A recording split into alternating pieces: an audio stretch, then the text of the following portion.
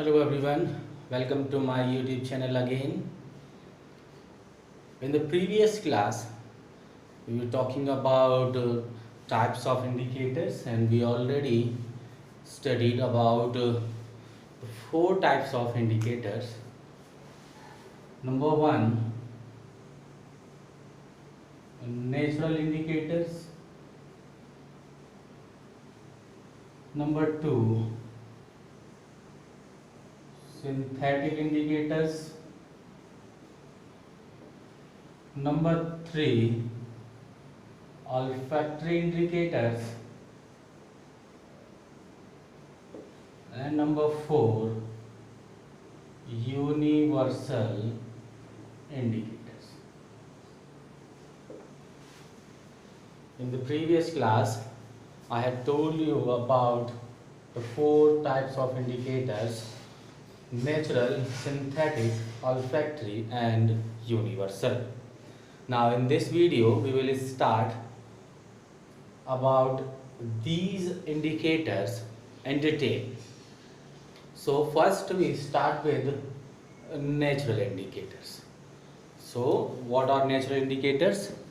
Indicators obtained from natural resources are called natural indicators. यानी कि वो indicators जो कि नेचुरल रिसोर्सेज के द्वारा हमें मिलते हैं, उन इंडिकेटर्स को नेचुरल इंडिकेटर्स कहा जाता है.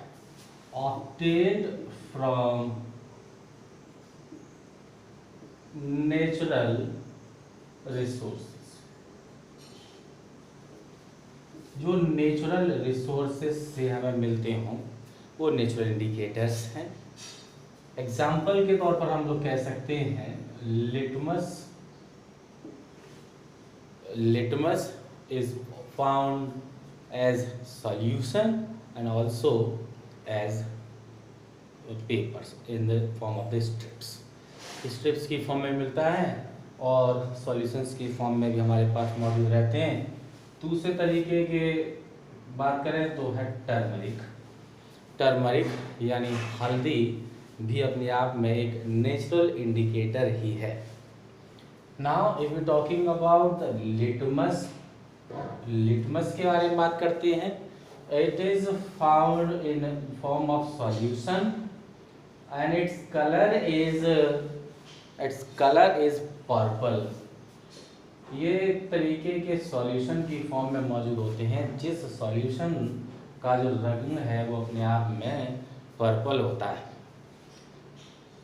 पर्पल होने के बाद अगर हम बात करें, when we add acid to the litmus solution, जब एसिड्स को लिटमस सॉल्यूशंस के अंदर मिलाया जाता है, when we add acid to the litmus solution then it turns to red. ये अपने आप में रेड हो जाते हैं, turns to red. And when we add base to the litmus solution,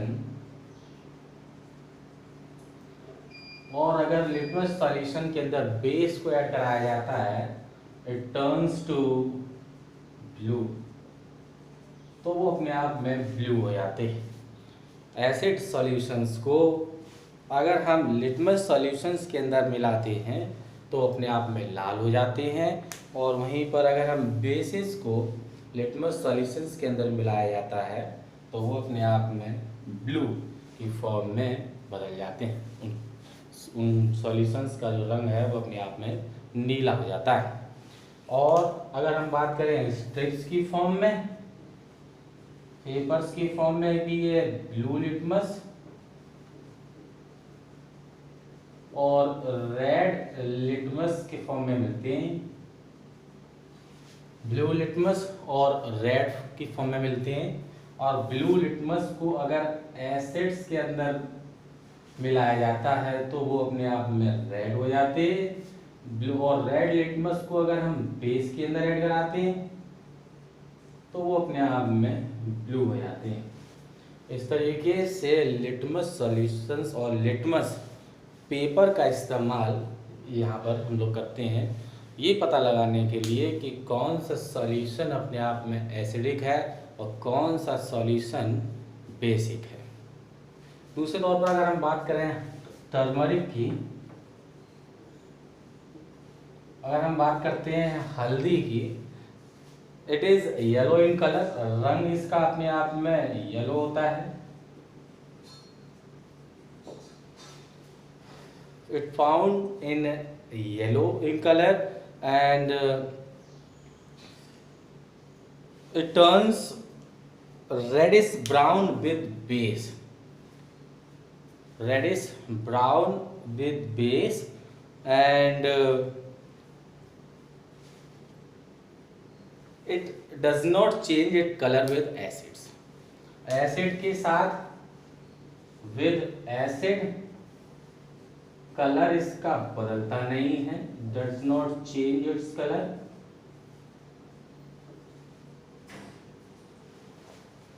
acids के साथ में इसका रंग बदलता नहीं है। और अगर हम बात करते हैं बेस के साथ में तो रेडिश ब्राउन हो जाता है, रेडिश ब्राउन। यानी कि एसिड्स के साथ अगर एसिड्स टर्मरिक को एसिड्स के अंदर डुबोएंगे तो उसके रंग में कोई फर्क पड़ेगा नहीं, लेकिन अगर बेस के साथ मिला देते हैं तो वो रेडिश ब्राउन हो जाता है। तो इस तरीके से टर्मरिक का इस्तेमाल भी एसिड और बेस को पता लगाने के लिए किया जा सकता है। दूसरे तरीके के इंडिकेटर्स की अगर हम बात करें तो वो आते हैं सिंथेटिक इंडिकेटर्स। दूसरे तरीके के इंडिकेटर्स हैं synthetic indicators, means those which are synthesized in laboratory, यानी कि जो लेबोरेटरी के अंदर तैयार किए जाते हैं, which are made by the man, जो इंसानों के द्वारा तैयार किए जाते हैं, इनको man made also known as man made indicators. ये लैब के अंदर तैयार किए जाते हैं, इनको मैन मेड इंडिकेटर्स के नाम से भी जाना जाता है। एग्जाम्पल के तौर पर अगर हम जानेंगे इसमें तो एक एग्जाम्पल हम लोग ले सकते हैं मेथिल ऑरेंज, मिथाइल ऑरेंज इसका एक एग्जाम्पल है। It turns to red with acid, अगर हम एसिड के साथ में अगर मिलाएंगे तो ये अपने आप में रेड हो जाता है। Its colour changes to red when it is added to the acids और when we add this to base, और अगर हम बेस के साथ इसको ऐड कराते हैं then it is colourless, colourless, रंगहीन हो जाता है। methyl orange when added to the acids or acids are added to the methyl orange, its color changes to red, and when the base is added to the methyl orange or methyl orange is added to the base, it become colorless, रंगहीन हो जाते हैं, उसका रंग चला जाता है, किसी भी तरीके का कोई रंग उसके ऊपर नहीं रहेगा। दूसरे तरीके के अगर एग्जाम्पल की बात करें तो फिनोल्फथालीन इसके अंदर एक और एग्जाम्पल है।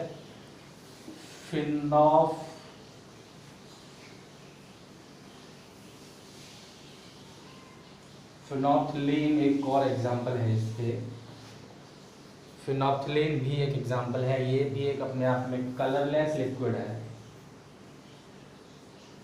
जिसका अपने आप में कोई रंग नहीं होता है, कलरलेस लिक्विड होते हैं। और एसिड्स के साथ में अगर एसिड्स के साथ में मिलाया जाता है तो कलरलेस ही रहते हैं, कोई रंग पर फर्क पड़ता नहीं है। और अगर हम बेस के साथ इसको ऐड कराते हैं, बेस के साथ ऐड कराया जाता है, इट टर्न्स टू पिंक, तो इसका जो रंग है वो अपने आप में पिंक हो जाता है। Phenolphthalein when added to the acids it remain colorless, and when we add this to the paste it turns to pink, उसका रंग अपने आप में पिंक हो जाता है। तो ये थे आपके synthetic indicators. Now talking about other type of indicator which is olfactory indicators. Now if we talking about olfactory indicators, these are those substances which changes their smell when they mixed with acids or bases. जब acid या base के साथ इस तरीके के substances को मिलाया जाता है तो इन सब्सटेंसेस की स्मेल अपने आप में बदल जाती है।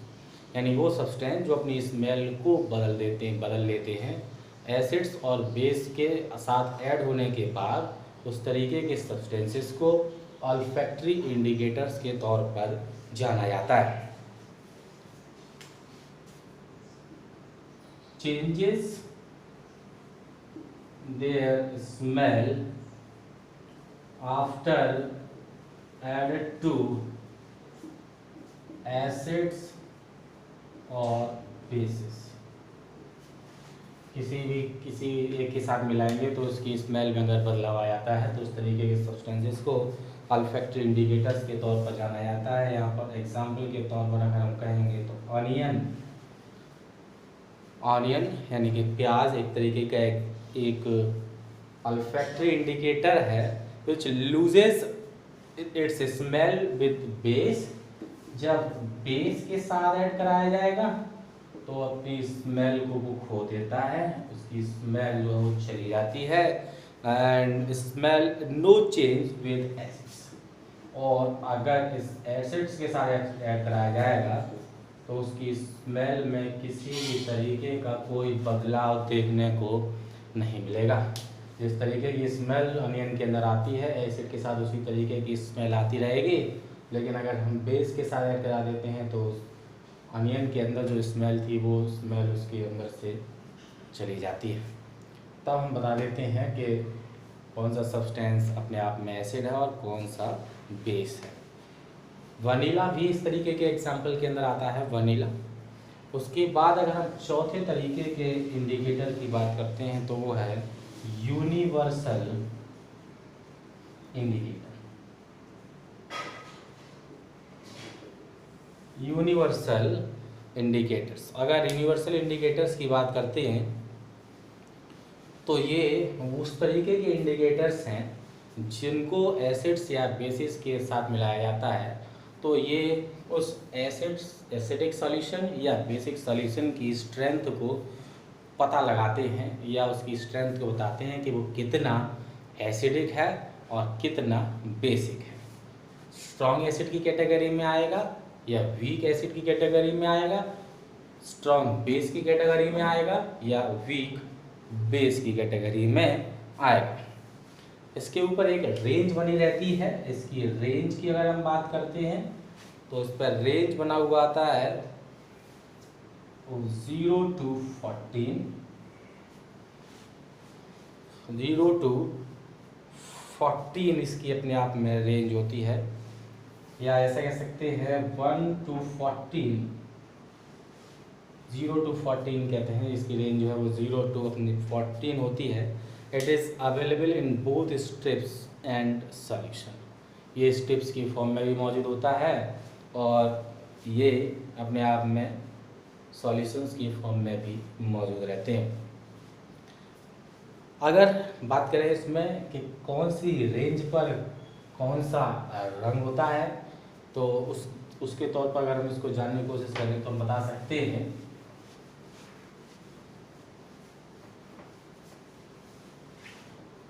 at 0 it is dark red.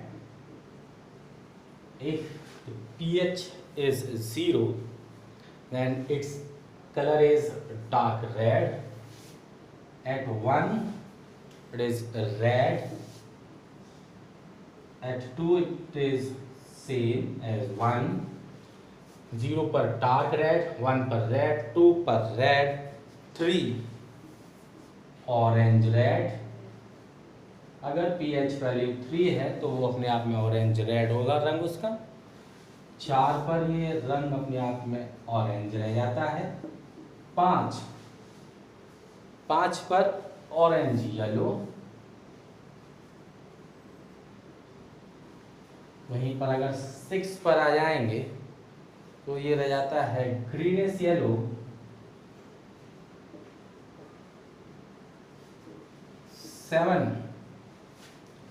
7 पर आ जाएगा ग्रीन। 8 अगर 8 पर बात करेंगे, अगर pH वैल्यू किसी की 8 है तो वो रह जाता है ग्रीनिश ब्लू।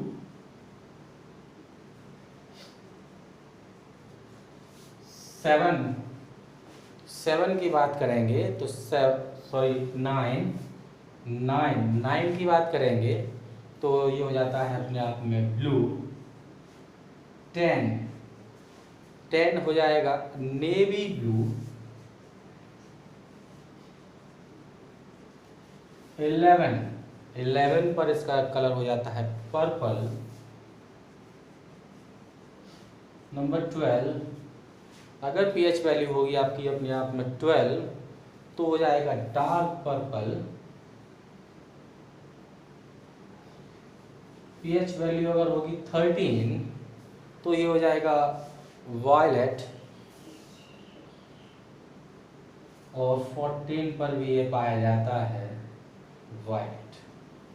इस तरीके से इन रंगों को देखकर किसी भी सॉल्यूशन की pH को बताया सकता है कि उसकी pH कितनी होगी। इन रंगों को देखकर आराम से बता सकते हैं कि कोई सा भी सॉल्यूशन जो हमारे पास है उसकी pH वैल्यू कितनी है। कोई सॉल्यूशन अगर हमारे पास आता है उसका अगर रंग ब्लू आ रहा है तो हम कह देंगे उसका जो pH वैल्यू है वो अपने आप में 9 है। तो ये तो है pH वैल्यू। और after that we will study about the importance of pH in everyday life. जीवन में pH का बहुत ज़्यादा महत्व है।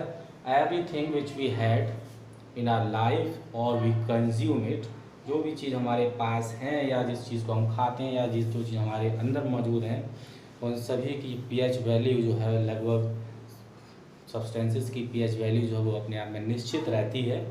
और pH वैल्यू कितनी होती है उसके बारे में अगर हम आगे जानने की कोशिश करें तो सबसे पहले अगर हम जानेंगे pH in digestive system. pH in digestive system. When we start eating, our body produce dilute HCl to begin the process of digestion. जब हम लोग खाना खाते हैं तो खाना खाने के बाद जब खाना बॉडी के अंदर पहुंच जाता है, स्टमक के अंदर आ जाता है, तब वहाँ पर HCl एसिड जो है वो प्रोड्यूस होने लगता है, जिसका इस्तेमाल वहाँ पर उस खाने को डाइजेस्ट करने में किया जाता है। इसके अलावा भी वहाँ पर और भी कई तरीके के केमिकल्स प्रोड्यूस होते हैं, जिन केमिकल्स के इस्तेमाल से ये पूरा डाइजेशन प्रोसेस वहाँ पर हो पाता है। बट अंडर सर्टेन कंडीशंस, लेकिन कुछ ऐसी कंडीशंस वहाँ पर आ जाती हैं, और स्टमक स्टार्ट प्रोड्यूसिंग मोर एसिड्स। हमारे पेट की सतह के द्वारा स्टमक की जो इनर लाइनिंग्स होती हैं उनके द्वारा ज़्यादा मात्रा में HCl जो है प्रोड्यूस किया जाने लगता है। ये होता कब है? जब हम अपने आप में ज़्यादा कुछ खा लेते हैं, ज़्यादा ही कुछ चीज़ पसंद आ जाती है तो उस समय पर ज़्यादा ही कुछ खा लिया जाता है, जिसके कारण ज़्यादा से ज़्यादा एसिड वहाँ पर प्रोड्यूस होने लगता है, जिस केस को हम लोग एसिडिटी के नाम से जानते हैं।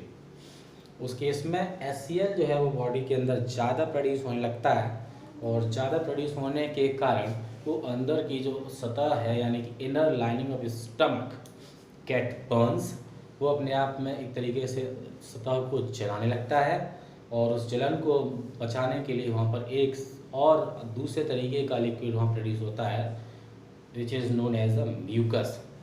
म्यूकस वहाँ पर प्रोड्यूस होता है जो कि उस सतह पर चारों तरफ चिपक जाता है, जो उस HCl के इफेक्ट को वहाँ पर ख़त्म कर देता है, यानी कि जो एसिडिटी जो थोड़ा अपने आप में होने लगी थी उस पर थोड़ा सा कम असर करने लगता है। लेकिन ज़्यादा केस में फिर वहाँ पर बेसिस का इस्तेमाल किया जाता है। जब एसिडिटी हो जाती है, एसिड की क्वांटिटी ज़्यादा हो जाती है, तो उसको न्यूट्रलाइज करने के लिए वहाँ पर एक तरीके के दूसरे सब्सटेंस का हम लोग इस्तेमाल करते हैं, which is known as base.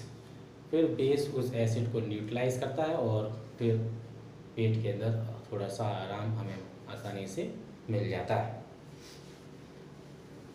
उन बेसिस को हम लोग एंटासिड्स के नाम से जानते हैं, एंटी एसिड्स। एंटासिड्स जो है एक तरीके से बना हुआ है एंटी एसिड, जो नहीं एसिड्स को ख़त्म करने वाले, इसलिए बेसिस को एंटासिड्स के नाम से जाना जाता है। जिस तरीके से हम कहते हैं कि इनो वगैरह आते हैं, वो सब एंटासिड्स के तौर पर हैं, जो कि एसिड जो कि पेट के अंदर प्रोड्यूस होने लगा था उसको अपने आप में न्यूट्रलाइज कर देते।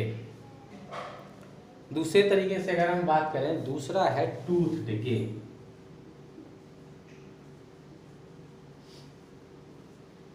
एक था डाइजेस्टिव सिस्टम, दूसरा आ जाता है टूथ डिके। अगर हम बात करें टूथ डिके की, तो जब खाना खाया जाता है हमारे द्वारा, तो कुछ न कुछ पार्टिकल जो हैं वो उस दांत के अंदर जो भी कैविटी कुछ मौजूद होती हैं उसके अंदर फंसा रह जाता है, और उसके फंसने के कारण उस पर कुछ बैक्टीरिया वर्क करने लगते हैं, जिनके कारण मुंह के अंदर जो है वो ज़्यादा से ज़्यादा एसिड जो है प्रोड्यूस होने लगता है। मैंने आप शुरू में कहा था कि जो है एसिडिक जो पीएच वैल्यू है वो अपने आप में से निश्चित होती है, लेकिन जब उस तरीके की घटना दांतों के अंदर घटती है तो वहाँ पर कुछ बैक्टीरिया जब अपना प्रोसेस करने लगते हैं, उसके कारण वहाँ पर और ज़्यादा मात्रा में एसिड प्रोड्यूस होने लगता है, तो उस मुंह के अंदर का जो एसिडिक वैल्यू है वो अपने आप में बढ़ जाती है, यानी कि पीएच धीरे धीरे कम होने लगता है, यानी कि 7-6 से वो नीचे चलने लगता है, 5-4-3-2 के एक तरफ चलने लगता है, जिसके कारण दांतों का टूटना झड़ना वगैरह चालू हो जाता है। इसलिए इसको न्यूट्रलाइज करने के लिए, जैसे खाना वगैरह खाते हैं तो उसको न्यूट्रलाइज करने के लिए, वहाँ पर एसिड ज़्यादा प्रोड्यूस ना हो, तो वहाँ उसके खाने के बाद टूथपेस्ट का इस्तेमाल किया जाता है। टूथपेस्ट के अंदर बेसिस मौजूद होते हैं, एंटासिड्स मौजूद होते हैं, जो कि उस जो एसिड वहाँ पर ज़्यादा प्रोड्यूस हुआ था उसको अपने आप में न्यूट्रलाइज कर देते हैं और दांतों को टूटने झड़ने से बचाते हैं, टूथ डिके होने से बचा सकते हैं। After that pH of soil, मिट्टी की पीएच वैल्यू जो अपने आप में निश्चित होती है। एक प्लांट की जो ग्रोथ है, the growth of a plant is depend on the pH of this soil। किसी भी पौधे की जो भी ग्रोथ है उस मिट्टी के पीएच पर डिपेंड करती है। अगर वो पीएच वैल्यू अपने आप में नॉर्मल है तो प्लांट की ग्रोथ कंप्लीटली होगी। If the pH of the soil is increases और डिक्रीजेज बाय द टाइम, अगर समय के साथ उसकी पीएच वैल्यू अपने आप में घटती या बढ़ती है तो उस पौधे की ग्रोथ पर भी असर देखने को मिल जाता है। पौधे की ग्रोथ अपने आप में पूरी तरीके से नहीं होगी। उसी तरीके से इस पीएच का एनिमल्स और प्लांट पर भी काफ़ी असर पड़ता है।